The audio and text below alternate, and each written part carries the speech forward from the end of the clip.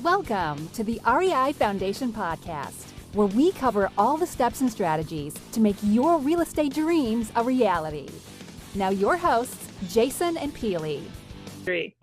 Hi, everyone, and welcome again to the Real Estate Investing Foundation Podcast with Jason and Peely.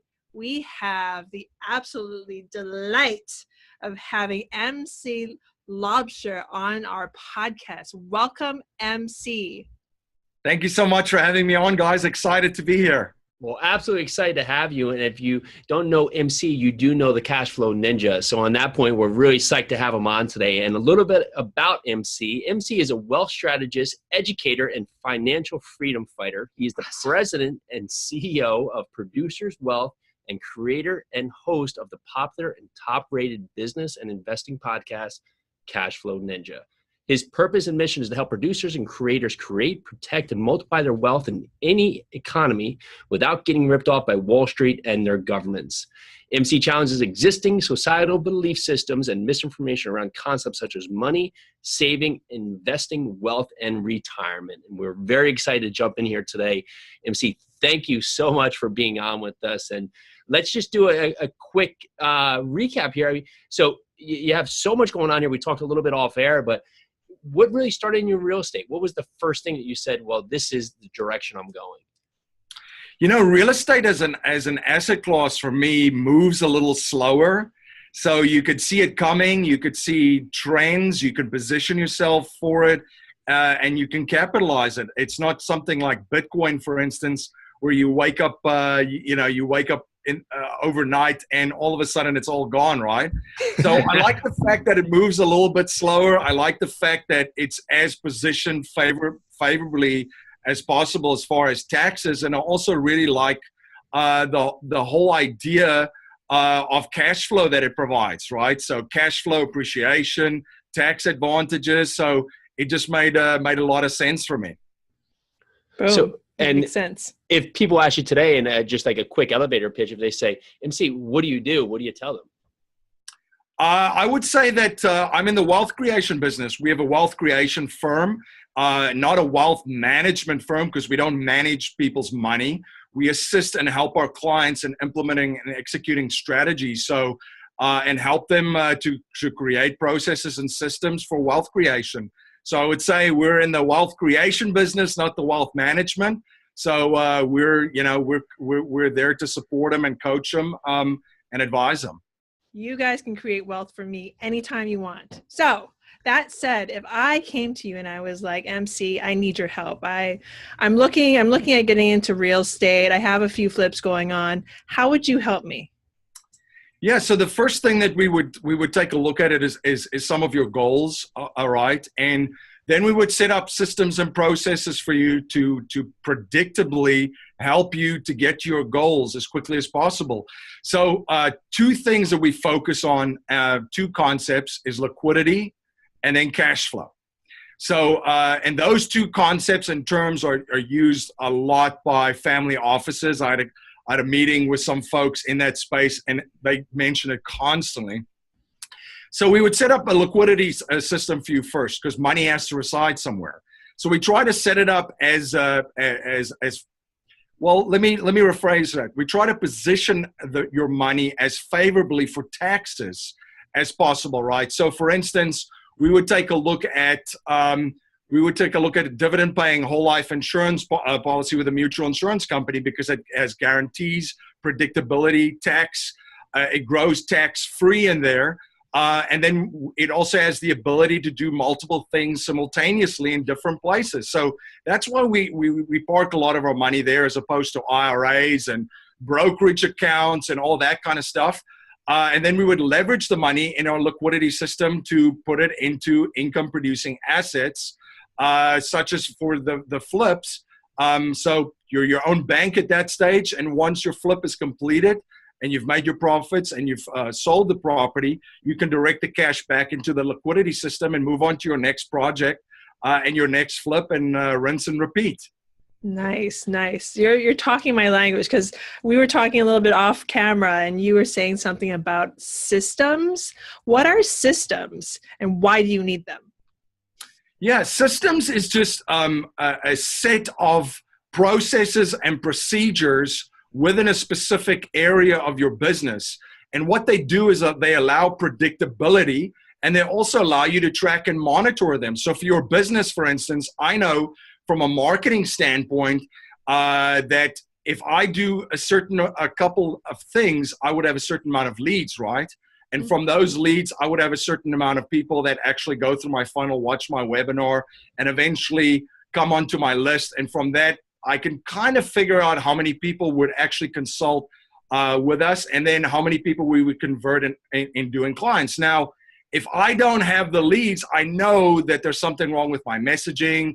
I'm doing something wrong in that area. If I'm getting the leads, I'm getting people to watch the content, I'm getting people actually to get on the phone with one of our advisors, but that's not converting into clients, I know that there's a bottleneck, for instance, in the conversion, in the sales part of it.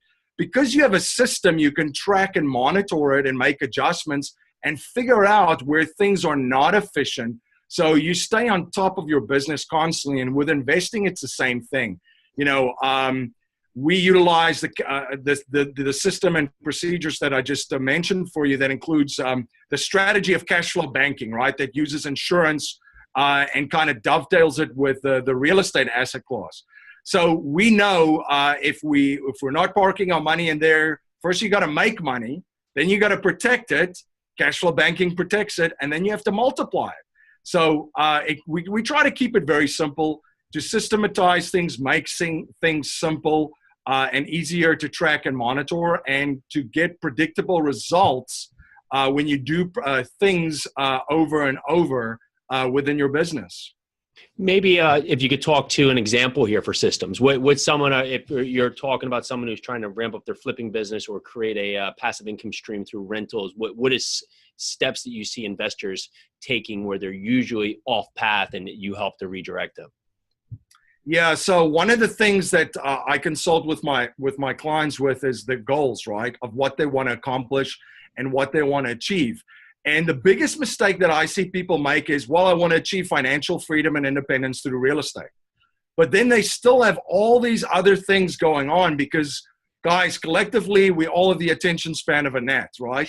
There's so many shining objects and so many moving things. And what was that? Yeah, exactly. I don't even know if I have that for a gnat. So you're giving me a lot of credit here, but I'll take it. Yeah, exactly. Yep. Exactly. So we always look at all these shiny objects and things around, and we get distracted easily. So when you do have systems and processes in place, it kind of like takes away that. But yeah, what I do see people would say, hey, I want to achieve financial freedom through real estate. Well, why do you still have money in a mutual funds, right? Why do you have money sitting in this account doing nothing? Why are you scattered all over the place with all these eggs in many different baskets? Why aren't you focused, laser focused, this is what successful investors and billionaires do? Why aren't you doing that? So that's the biggest mistake that I see people do right away is they just, they're very distracted. They know where they want to go, but they don't align all of their assets and their resources to be able to achieve that. So it would be the same thing of me trying to get from to LA from New York, right? So I would go, and now I'm going to Chicago, and I'm putting in a half a tank of gas, right? It's just, you got to figure out where you want to go, and then you have to get all of your resources and aligned, and then systematize that to get you where you want to go. Love it. And so you have so many different real estate businesses and businesses for helping wealth generation, wealth creation for your customers, with really just hitting on all cylinders. How have you been able to get to this level? Is it trial by error? Have you leveraged mentors? What has really allowed you to get over this hurdle and just create this dynamic business? Yeah, I would say it's a little bit of both. So it's trial by error, definitely. It's mentors, it's coaches, because that's, for me, the quickest way to get results, and this is kind of, I wish someone told me this 20 years ago, was to find someone that's already doing what you're doing, what you want to do, study everything on them, and be very selective, right? I pick about 5 people every year to study what they're doing, and that's almost too many. Because 5 people is a lot, so I'm still trying to trim it down a little bit, but find someone that's already doing what you want to do, learn and study and just consume everything on them and see what they're doing. And then also bring in coaches and mentors to help you implement and execute that strategy, a network, right? A community that keeps you accountable, that helps, keeps you motivated. For me, I always want to surround my people that I feel like, whoa, what am I doing in the room? I don't belong here, right? So it raises kind of my game. And then it's just back to planning it out, mapping it out, and putting in systems and procedures. And you'll do that with the help of a good coach. Fantastic. Who are the 5 people that you're following right now? Oh, so at the moment for me right now, where I'm really, the 3 people I'm really studying, Grant Cardone, studying everything on him, what he's doing, his social media, his marketing, and so forth. Yep, 10 exit. So Ty Lopez is someone that I follow and study and look at, constantly looking at what he's doing. And of course, Robert Kiyosaki, Rich Dad Poor Dad, who you cannot keep up with Robert and see what him and Kim and the Rich Dad community is up to. And then the other 2, I kind of like pick things and people of where I want to go. So I'm always studying what JLD is doing, John Lee Dumas. We've mentioned him before, because he's always re-engineering his business. He's always trying to take it to a next level and making adjustments along the way. I mean, he's been so successful that a lot of folks would just kind of keep doing what they're doing, right? But he's trying to win the next season. And then from an online marketing strategy, I would say like the other guy that I'm also studying, because he's kind of doing what I would like to do is Mike Dillard. So I've been a Mike Dillard student for quite a while. He's an absolute ninja online with digital marketing. And he's also positioning himself for the educational trend, which I think this is just going to snowball. I think that there's going to be an enormous opportunity for education online there is right now, and there will be for the next 5 to 10 years. Fantastic. So everybody that's just listened to that, go back, rewind it. You need to listen to the top 5 people that MC just said that you need to follow, and follow them. They're all great, great people, pioneers in this industry. And so you've created this great brand. Let's talk a little bit about branding. What really stands out for you about creating a brand? What are some tidbits that you could give to listeners who are out there that are trying to create a niche for themselves, whether it's in their brand for creating a real estate investment firm, or their brand trying to be a podcaster or a social media expert? What's something that really stands out for you creating a brand? Yeah, and thank you for that. Branding is super, super important.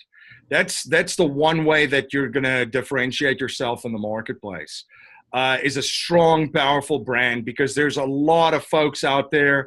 We live in a very busy time. So for me, in creating a brand is trying to figure out exactly first what you stand for, what you're looking to accomplish with this brand. Because a brand has to reflect the company's core beliefs, the company's philosophy, and the principles and values of it. And I think once you have that established, and you communicate that, and then also the brand also has to have a why, right? Like the Cashflow Ninja, we're trying to help folks in a very fast changing environment share information to help them create income in this new economy, right? And in the information age. So we have a very big why.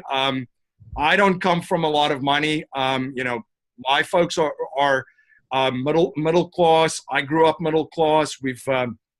I've seen a lot of financial pain in my life. I've had a lot of financial pain personally. So that ties into my why and the brand's why. And then it's also, as Simon Sinek talks about a lot, is to communicate the why in the brand. And I think that's one thing that we try to do. We try to get better at it every time an opportunity that we can, is just communicate this why. So folks don't necessarily want to know what you do and how you do it, but also why you do it. Have some fun with it. We're also a little bit of a rebel brand with crazy colors and a ninja and, crazy sounds. So You have to be entertaining. I try to be. I'm not doing stand-up anytime soon. But I think when you're passionate too about what you do, people connect with authenticity, right? So being authentic is important, because I think the online world is full of folks in cars and boats and popping champagnes and all these lives. But I think what people really connect to is seeing that, it's a real person. They have real problems and issues. They're trying to figure stuff out too. I'm not the foremost authority on anything. I'm just trying to figure stuff out along the way and sharing my journey. And I think that's important for brands too, is never ever lose that authenticity. We see, I look at a lot of what's happening outside in the media right now too. One of the things that I study a lot every day is just this evolution. Media has completely changed.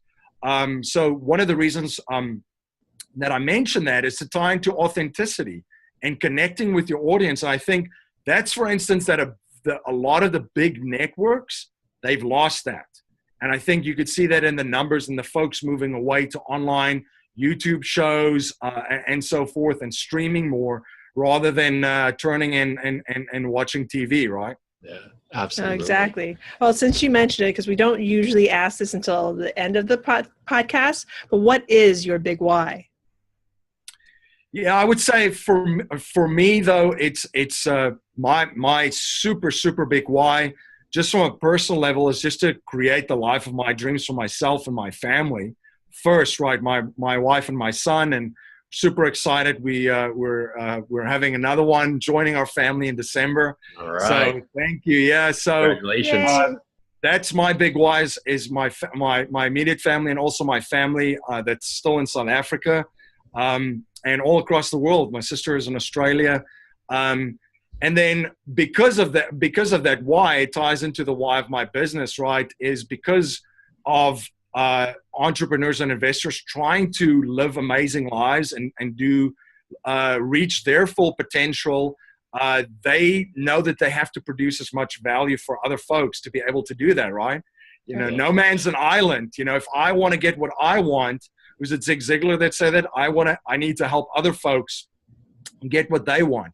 So because I'm trying to fulfill my potential and trying to do that, I'm trying to help as many other people do the same thing.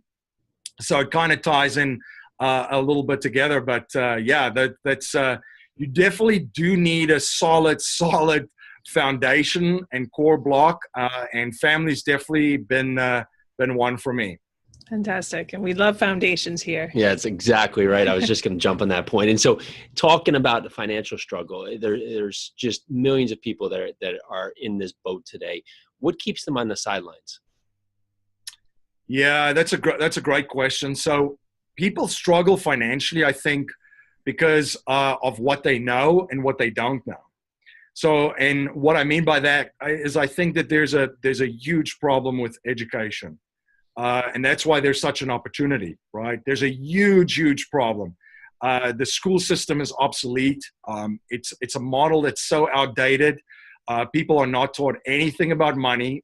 It's based on the Prussian school model, for folks that want to research that was designed to create factory workers in the industrial age and good soldiers. So we still have bells ringing in schools telling people when to eat, when to take a break, just like in factories, right? Because it was all connected. So there's no money being taught. So I think all the knowledge and stuff that is being taught to them, and the knowledge base that people have about money, is everything that they hear in the media. And that's all sales pitches. That's a system that's designed for two parties and two parties only, and that's the government and Wall Street. So everything that they think that they know that they should do actually benefits those parties. Max out your 401k, buy a house right away, right? A primary residence. Go to school and take on massive amount of college debt. Just think about it. Your biggest expense, taxes. Every single thing that you're being taught to do benefits two parties that control the game. Robert Kiyosaki's got a great game, Cash Flow, the Cash Flow board game. Your listeners might have played that game. Mm-hmm. one of the big things is Robert basically shows you the game, not just the board game, but the game that's out there. You know, you have the rat race, which is where the trap, which people are in. They live, they consume, they spend, and they just try to survive. And they, for some reason, cannot get out of it because they do everything that they've been told through media and financial advisors to do. And then you have the fast track.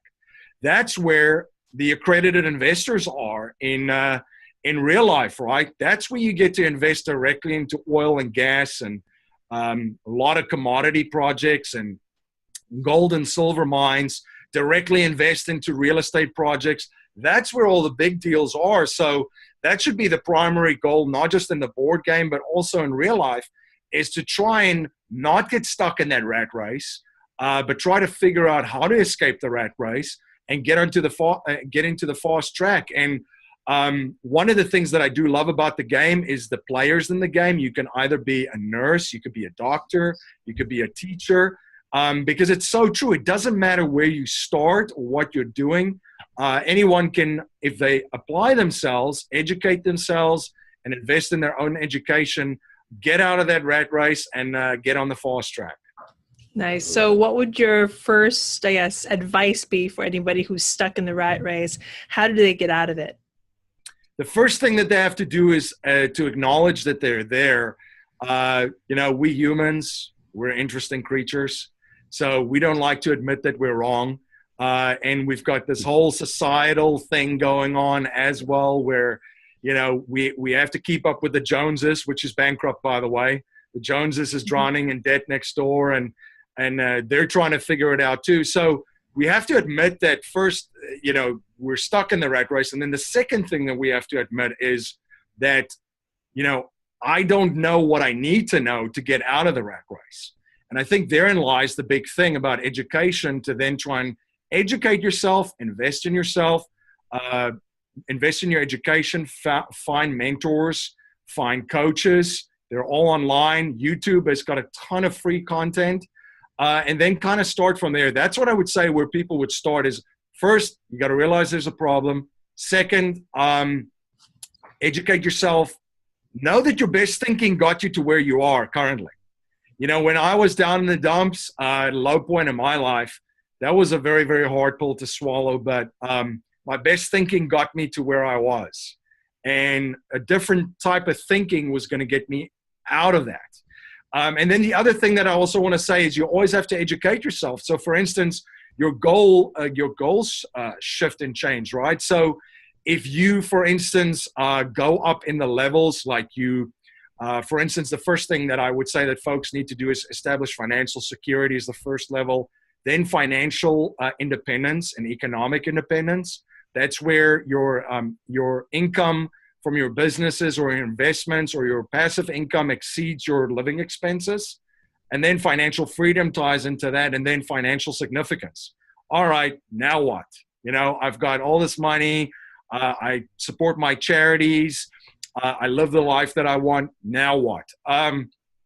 All of those levels require a different mindset, a change of thinking, different education, a different group of people that you surround yourself with. So you always have to be cognizant of that, and always try to grow in to that person that you see yourself in the future, or the person that you need to be to achieve the next goal and the next level. That is so fantastic. Yeah, and I need to repeat what you just said. So basically, your best thinking got you to where you are. So wherever you are in life, good, bad, wherever you think you are, you got yourself there. And just financially, you should look at things in terms of security first, independence next, freedom after that, and then significance. And each of these levels take different mindsets. So again, I'm going to say this one more time. Rewind, or whatever you have to do on your computer. Listen to that again, because that is such value that MC just gave us all. So let's take, and thank you for that. That was incredible. Let's take a slight detour back into real estate. What kind of space does MC like to deal with? Where do you like to invest in real estate? Yeah, so at the moment, it's changed quite a bit. I mean, I started, my first property was it was quite a while ago, 18 years ago. And I mean, I started small too, 2-bedroom, 2-bath. And then you kind of grow from there, and also look at different niches within real estate that's undervalued, right? Right now, multifamily has got compressed cap rates. There's not a whole lot of deals left out there. But mobile home park syndications, for instance, still does provide a really good return and is an asset that's also recession-proof, meaning, if we just look at asset cycles and market cycles, every 7 to 10 years, we hit a recession just because of the system that we live in. So I'm not a soothsayer, but things are very frothy. And we could probably see a recession in the short term, or in the, at least in the next 5 years, I would say. It would be very abnormal looking historically back. So positioning yourself into something that also flies and does well in recessions is also very important. So that's something that I'm personally looking at right now and getting into. Love it. Love it. So if we now look at your business as a whole, where are you transitioning your business for these next 5 years? Where does MC go? Where is your end run for this next 5 year scope? Yeah, I think the podcast has set a great platform for me to do a couple of things and reach a lot of folks. So we'll still continue to do the podcast, and we'll build on that foundation just to provide more educational resources, courses, and so forth. So I think I can see that's especially in the short term, that's definitely a focus. And then also from a business side, Producers Wealth, which is my company, where we create these systems and processes. We're expanding. We're doing different things. We've got a licensing partnership actually with Grant Cardone and his team to also provide their training platform. So to bring in a production system. So you'll have a production system, got to make money. You'll have a liquidity system. You got to protect your money, and then you've got an income system. You got to multiply your money, right? And then it ties into the legacy part. And what that also does, the licensing partnership with Grant Cardone and them, is it also takes our company global. So, which we've been a U.S. Focused company. We also then have the ability to help clients all over the world. So that was kind of the thinking behind that. But yeah, in the next 5 years, I would say, right now I'm looking at the next 6 months and the next 12 months, and that's definitely a focus. But I could see over the next 5 years that we continue to grow. Producers Wealth, we've got clients in about 38 states right now in the U.S., and then also clients in Canada. So we continue to expand and grow, and we're set up in a way to optimize to be able to help as many folks, because it's a completely virtual company. Which I was kind of nervous at attempting in the beginning. There's not a lot out there. So we're able to consult with clients wherever they are, all over the U.S., U.S. and Canada. So who are some of these rogue states holding out on you right now? Give us to us. We got New Hampshire. We got them on the list. We got actually New Hampshire's on there. It's kind of that's good. Yeah, it's kind of funny though too that there's a number of states where there's quite a number of clients in certain ones. We have quite a number of clients in Washington State, for instance. We have a lot of clients in California. We've got a lot of clients in Florida. So it was just interesting reviewing it too. Where folks are coming from and what states and so forth. So, but wherever you are, we'll be happy and honored to work with you and serve you. That's awesome. Fantastic. So, before we let you go, we have some kind of more personal questions for you. Not too personal. Okay. If you had to battle a monster, what weapon would you use? Oh, that's a very, very good question. What weapon would I use? Well, you kind of have to be cunning a little bit these days with monsters, they're very unpredictable. So, as anyone with basing young it on- kids know, yeah. yeah, exactly. Basing it on the cash flow ninja, I'm definitely going to take some nunchucks with me to throw it Nice. out. Love it. Nice. Love I'll bring my nunchucks out too. I love it. I love it. So, morning routine, do you have one, and what is it? Yeah, it's changed quite a bit since becoming a dad. But yeah, I still like to get up early. I like to get my workout in the morning, get the blood flowing. So I try to do that 4 to 5 times a week. After that, I kind of make breakfast and reflect a little bit on the day, what lies ahead, write down my goals, express my gratitude. And that's before my son wakes up. And then, yeah, I have breakfast with the family, my wife and my son.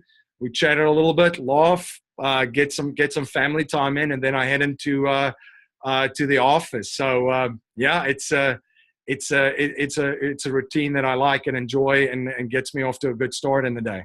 That's beautiful. Absolutely That connection with family is key.